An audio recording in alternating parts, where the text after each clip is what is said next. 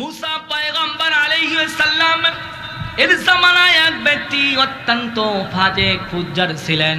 এলাকার লোক ফাজের বলে জানতেন, ফুজ্জার বলে জানতেন, ফাসেক বলে জানতেন। এই ব্যক্তি মারা যাওয়ার পরে এলাকার লোকেরা অত্যন্ত তার উপর ক্ষুব্ধ রাগ থাকার কারণে জানাজাও করলেন না, গোসলও দিলেন না। তাকে রাগের চোটে তাকে নিয়ে একটা ময়লা আবর্জনা স্থানে রাখলেন। আল্লাহ পাক ফাআওহাল্লাহু আলাইহি মুসা পয়গম্বরের উপর আল্লাহ পাক রব্বুল আলামিন ওহী নাযিল করে দিয়ে বললেন, বন্ধুগো দেখো ওই যে ডাস্টবিনে আমার একজন বান্দা আছে, তুমি তাকে সুন্দরভাবে গোসল দিয়ে সুন্দর করে তাকে জানাজার নামাজ আদায় করে দাফন করবা। আল্লাহ নবী মুসা আল্লাহ পাককে বললেন, ওগো আল্লাহ, এলাকার সবাই তার উপর রাগ অত্যন্ত ক্রুদ্ধ এবং জানাজা গোসল না দেই তাকে সেখানে নিক্ষেপ করে এসেছে। আপনি আমাকে আদেশ করেছেন, কি আমল করেছে যে আমলের কারণে আমি নবীর দ্বারা তার জানাজা গোসল দেওয়ার আদেশ করেছেন? আল্লাহু আকবার বলেন। রহস্য কি? আল্লাহ পাক বললেন, মুসা রে বন্ধু শোনো,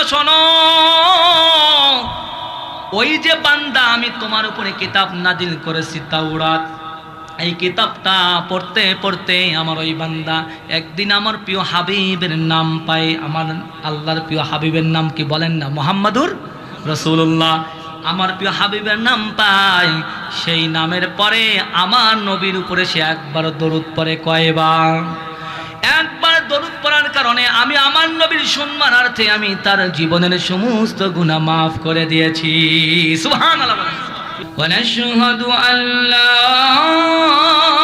إله إلا الله وحده لا شريك له ونشهد أن سيدنا ومولانا محمدا عبده ورسوله الذي أرسله بالحق بشيرا ونذيرا وداعيا إلى الله بإذنه وسراجا وقمرا منيرا فقد قال الله تعالى في كلامه المجيد والفرقانه الحميد সকল জবান খুলে বলি أعوذ بالله من الشيطان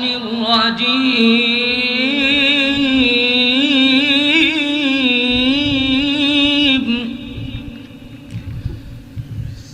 بسم الله الرحمن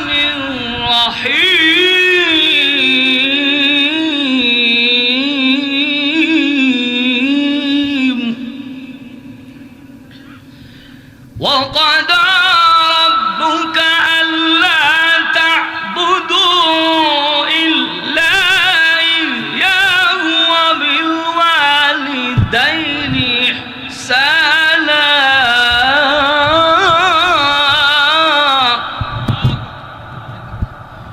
إما يبلغن عندك الكبر أحدهما أو كلاهما فلا تقل لهما أف ولا تنهرهما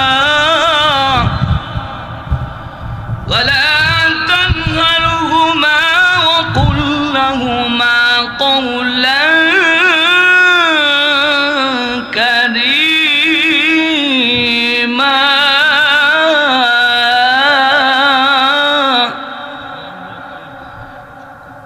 واخفض لهما جناح الذل من الرحمة وقل رب ارحمهما كما ربياني صغيرا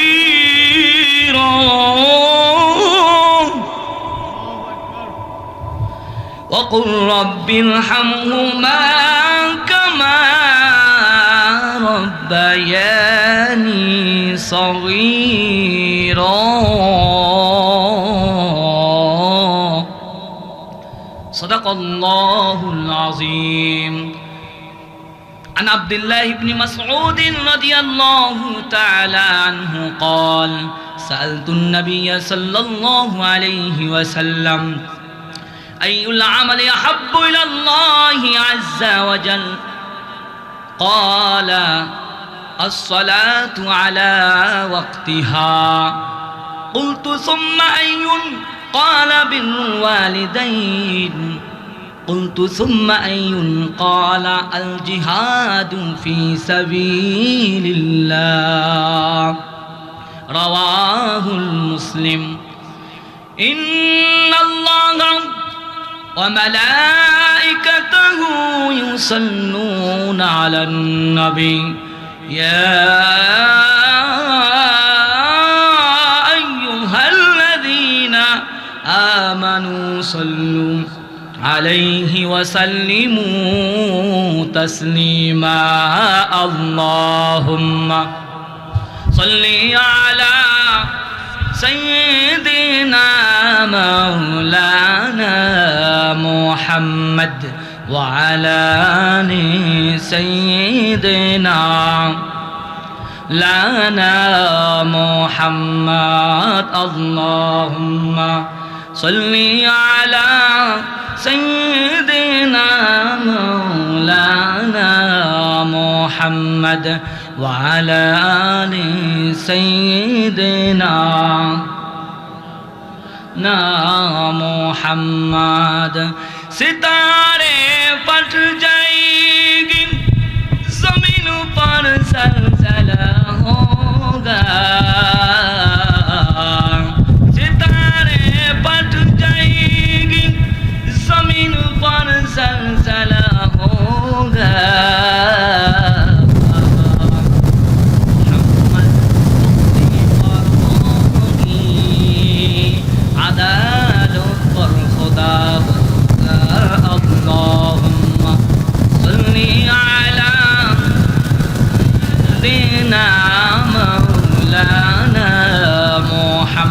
وعلى آل سيدنا لنا محمد لا إله إلا الله لا إله الله لا যার দিলে আসে আল্লাহর ভয় আল্লাহ আল্লাহ সব জায়গায় যার দিলে আসে আল্লাহর ভয় আল্লাহ আল্লাহ সব জায়গায় আহার নিদ্রা লাগে না ভালো আহার নিদ্রা লাগে না ভালো ভালো লাগে ইল্লাল্লাহ লা ইলাহা ইল্লাল্লাহ লা ইলাহা ও মুমিন শোনো না মাওলা নামটি জপো না ও মুমিন শোনো না মাওলা নামটি জপো না মাওলা ছাড়া কেউ নেই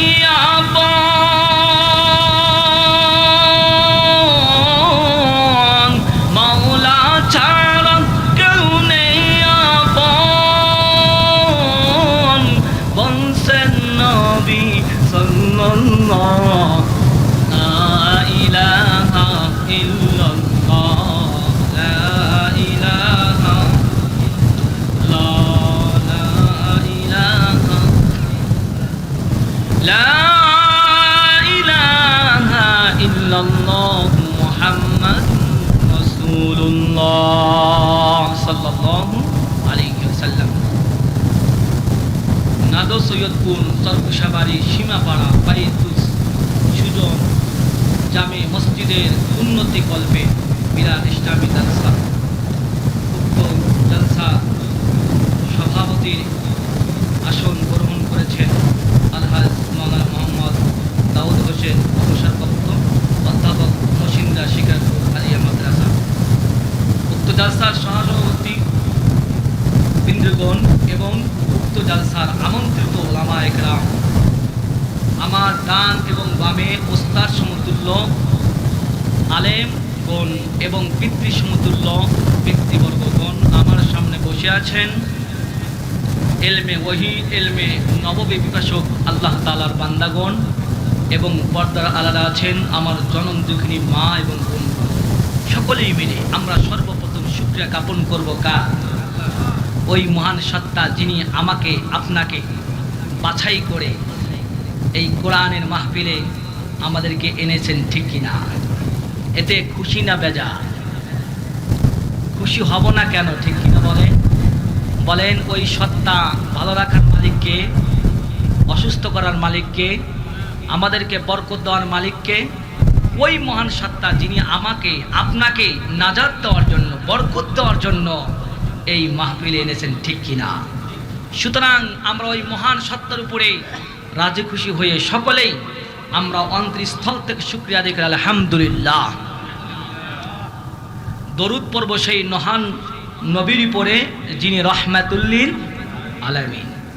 এই নবী শুধু মুসলমানদের জন্য রহমত তা নয়, আমার নবী পৃথিবীতে যত ধর্ম আছেন, ইহুদি, নাসারা, খ্রিস্টান, বৌদ্ধ, যত পৃথিবীতে ধর্ম আছেন, শুধু তাই নয়, এই পৃথিবীতে যত মাখলুকাত আছেন, সমস্ত মাখলুকাত কুল কায়নাতের জন্য আমার নবী হলেন রহমত। সুবহানাল্লাহ বলেন।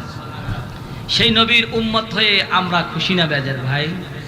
এই নবী এমন একটা নবী, যে নবীর উপর কেউ যদি দরুদ পড়ে, আল্লাহর নবী বলেন সাথে সাথে আল্লাহ পাক তার 10টা গুনাহ আল্লাহ মাফ করে দেন, সাথে সাথে আল্লাহ পাক তার উপর 10টা রহমত নাজিল করেন, সাথে সাথে আল্লাহ পাক রব্বুল আলামিন তার 10টা রহমনের, তার সম্মানের র্যাঙ্কিং আল্লাহ বাড়িয়ে দেন। সুবহানাল্লাহ বলেন। এই নবী সাধারণ নবী নয়, যে নবীর উপর দরুদ পড়লে স্বয়ং খুশি হয় তিনি কে? মুসা পয়গম্বর আলাইহিস সালাম এর জামানায় এক ব্যক্তি অত্যন্ত ফাজেক ফুজ্জার ছিলেন। এলাকার লোক ফাজের বলে জানতেন, ফুজ্জার বলে জানতেন, ফাসেক বলে জানতেন। এই ব্যক্তি মারা যাওয়ার পরে এলাকার লোকেরা অত্যন্ত তার উপর ক্ষুব্ধ রাগ থাকার কারণে জানাজাও করলেন না, গোসলও দিলেন না। তাকে রাগের চোটে তাকে নিয়ে একটা ময়লা আবর্জনা স্থানে রাখলেন। আল্লাহ পাক ফাআওহাল্লাহু আলাইহি মুসা পয়গম্বরের উপর আল্লাহ পাক রব্বুল আলামিন ওহী নাজিল করে দিয়ে বললেন, বন্ধুগো দেখো, ওই যে ডাস্টবিনে আমার একজন বান্দা আছে, তুমি তাকে সুন্দরভাবে গোসল দিয়ে সুন্দর করে তাকে জানাজার নামাজ আদায় করে দাফন করবা। আল্লাহ নবী মুসা আল্লাহ পাককে বললেন, ওগো আল্লাহ, এলাকার সবাই তার উপর রাগ, অত্যন্ত ক্রুদ্ধ, এবং জানাজা গোসল না দেই তাকে সেখানে নিক্ষেপ করে এসেছে। আপনি আমাকে আদেশ করেছেন, কি আমল করেছে যে আমলের কারণে আমি নবীর দ্বারা তার জানাজা গোসল দেওয়ার আদেশ করেছেন? আল্লাহু আকবার বলেন। রহস্য কি? আল্লাহ পাক বললেন, মুসা রে বন্ধু, শোনো শোনো, ওই যে বান্দা আমি তোমার উপরে কিতাব নাজিল করেছি তাওরাত, এই কিতাবটা পড়তে পড়তে আমার ওই বান্দা একদিন আমার প্রিয় হাবিবের নাম পায়। আমার আল্লাহর প্রিয় হাবিবের নাম কি বলেন না? মুহাম্মাদুর রাসূলুল্লাহ। আমার প্রিয় হাবিবের নাম পায়, সেই নামের পরে আমার নবীর উপরে সে একবার দরুদ পড়ে। কয়বার? একবার দরুদ পড়ার কারণে আমি আমার নবীর সম্মানার্থে আমি তার জীবনের সমস্ত গুনাহ মাফ করে দিয়েছি। সুবহানাল্লাহ। প্রিয় ভাই, তাহলে ওই নবীর উপর দরুদ পড়লে খুশি হয় কে? আমরা সেই নবীর উপর খুশি হয়ে দরুদ পড়ি সাল্লাল্লাহু আলাইহি ওয়াসাল্লাম। প্রিয় উপস্থিতি, আজকে আপনাদের সামনে যে বিষয়টা বয়ান করব সেটা হলো পিতামাতার সাথে সন্তানের দায়িত্ব, পিতামাতার খেদমতের ব্যাপারে গুরুত্ব এবং মহত্ব সম্পর্কে। প্রিয় ভাই, আপনারা যারা কোরআনের মজলিসে এসেছেন, এতে খুশি না বেজার? যখন কোথাও কোরআন এবং হাদিস তার দর্শ দেওয়া হয়, আলোচনা করা হয়, সেইখানে সেই বাগানটা রসুল বলেন জান্নাতের বাগান হিসেবে আল্লাহ কবুল আর মঞ্জুর করে নেন। প্রিয় ভাই, তাহলে সেই ক্ষেত্রে খেয়াল করেন, আপনি এখন কোথায় আছেন বলেন? জান্নাতের বাগানে। এই বাগানে যতক্ষণ পর্যন্ত থাকবেন ততক্ষণ পর্যন্ত আপনার উপরে রহমত নাজিল করবে তিনি কে? যতক্ষণ পর্যন্ত থাকবেন প্রতিটা শ্বাস প্রশ্বাসে সেকেন্ডে নেকি দান করবেন তিনি কে? এবং গুনাহ মাফ করবেন তিনি কে? প্রিয় ভাই, এই জন্য আমরা যেহেতু অল্প সময় আমি পেয়েছি, কথা গুছায় বলার চেষ্টা করব, ইনশাল্লাহ সকলেই মনোযোগ সহকারে শোনার চেষ্টা করবে ইনশাআল্লাহ। প্রিয় ভাই, খেয়াল করেন, এই পৃথিবীতে যত মানুষ এসেছে, এই মানুষ কি এমনি এমনি আসতে পারেছে বলেন? নাকি আসার কোনো মাধ্যম আছে? অবশ্যই আছে।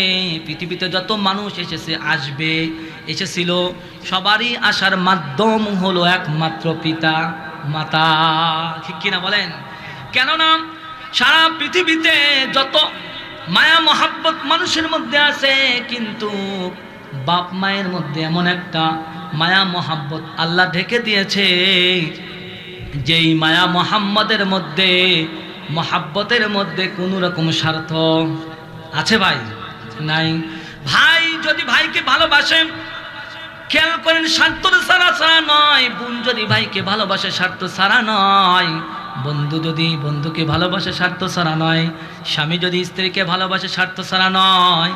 স্ত্রী যদি স্বামীকে ভালোবাসে, স্বার্থ ছাড়া নয়। কিন্তু পিতা মাতা সন্তানকে ভালোবাসে একেবারে নিঃস্বার্থে। ঠিক কিনা বলেন? আল্লাহ পাক সন্তানের প্রতি পিতা মাতার এমন একটা আকর্ষণ দিয়েছেন, যে পিতা মাতা সন্তান যদি এক ওক্ত না খায়, ওই মা, ওই বাবা মা সেই ওক্ত খায়। খায় কি ভাই বলেন? খায় না। পিতামাতা সন্তানের অসুস্থ হলে পিতামাতা সেদিন আর তার ঘুম যায় না, রাত্রে ঘুম পাড়ে না। পিতামাতা নিঃসন্তানে এমন একটা মায়া আল্লাহ মহাব্বত সন্তানের প্রতি করে দিয়েছেন, যে ওই পিতামাতা না খেয়ে তাদের সমস্ত সুখকে বিসর্জন দিয়ে শয়তানের কল্যাণে, সন্তানের কল্যাণে তারা বিসর্জন দিয়ে সব সময় তারা তাদেরকে খেয়ে পড়ে, তাদেরকে কল্যাণ করার উপলক্ষে তারা সবসময় চেষ্টা চালিয়ে যায়। ঠিক কিনা বলেন? হযরত উসাইদ রাদিয়াল্লাহু তাআলা আনহু তিনি বলেন, আমরা বিশ্বনবীর দরবারে বসেছিলাম, এক সাহাবী আসলেন, ইয়া রাসূলুল্লাহ, পিতামাতা মারা গিয়েছে, তাদের সাথে ভালো আচরণ করার পদ্ধতিটা কি? আল্লাহ রাসূল বললেন, আছে কিনা? ওই ব্যক্তি বললেন, আছে কিনা? রাসূল বললেন, হ্যাঁ, নাম খিসালুন আরবাউন, চারটা পদ্ধতি। কয়টা? চারটা পদ্ধতি। এক নম্বর হলো আদ-দুআউ লাহুমা ওয়াল ইস্তিগফারু লাহুমা, বেশি বেশি পিতামাতার জন্য দোয়া করা এবং ক্ষমা চাওয়া। দুই নম্বর হলো ওয়াইফাজ আহাদিহিমা, পিতামাতার কৃত ওয়াদা এবং বৈধ ওসিয়ত সমূহ পূর্ণ করা। তিন নম্বর হলো পিতামাতার যারা বন্ধু আছে, বান্ধব আছে, মাতার যারা বান্ধবী আছে, তাদের সাথে ভালো আচরণ করা এবং পিতামাতার দিক থেকে যতগুলো আত্মীয় আছে তাদের সাথে আত্মীয়তা বজায় রাখা। এই চারটা কাজ যারা করবে, পিতামাতা মারা যাওয়ার পরেও তাদের সাথে ভালো আচরণ করার অব্যাহত সওয়াব দান করবেন তিনি কে? প্রিয় ভাই, এই জন্য মাতা পিতা মারা গেলে তাদের জন্য দোয়া করার কথা বলছেন তিনি কে? আচ্ছা, দোয়া করলে খুশি হয় কে? আর দোয়া না করলে খুশি হয় কে? বলেন না কে? শয়তান। ঠিক কিনা? এই জন্য দোয়া করলে খুশি হয় কে? এই যে মসজিদ, এই মসজিদ আজকে মাহফিল, এই মসজিদে যদি আপনার পিতা মাতার জন্য দোয়া করেন, দোয়া হিসাবে আপনি দান করেন, কাল কিয়ামতের ময়দানে এই মসজিদের জমিন আপনার ব্যাপারে সাক্ষী দিবে। আল্লাহু আকবার। আল্লাহ পাক বলেন, ইয়াউমা ইদিন তুহাদ্দিসু আখবারাহা। আল্লাহু আকবার। ওই ময়দানে, কিয়ামতের ময়দানে এই জমিন সেদিন সমস্ত বৃত্তান্ত বলে দিবে, ওগো মাবুদ, অমুক দিনে অমুক তারিখে এই মাহফিলে, মসজিদের মাহফিলে অমুক অমুক ব্যক্তি তার মা বাবার জন্য দান করেছে, আত্মীয় স্বজনদের দান করেছে। আল্লাহ পাক এই জমিনের কথা শুনবে, জমিন আল্লাহর কাছে সাক্ষী দিবে। আমি আপনি মিথ্যা বলতে পারি, কিন্তু এই জমিন মিথ্যা বলবে। রাসূল বলেন, আর মসজিদে যদি এই দানটা হয়, মান বানা লিল্লাহি মাসজিদান বানাল্লাহু লাহু বাইতান ফিল জান্নাহ, আল্লাহ পাক যারা আল্লাহর জন্য মসজিদ বানাবে, আল্লাহ পাক তাদের জন্য প্রত্যেকের জন্য জান্নাতে ঘর নির্মাণ করে দেবে। তিনি কে? প্রিয় ভাই, এই জন্য আমরা সকলেই দান করব, যেন আল্লাহ পাক সকলের জন্য, আপনাদের জন্য এবং আত্মীয় স্বজন যারা কবরে আছেন, হ্যাঁ, সকলের জন্য যেন আল্লাহ পাক জান্নাতে ঘর নির্মাণ করে দেন। আল্লাহুম্মা আমিন।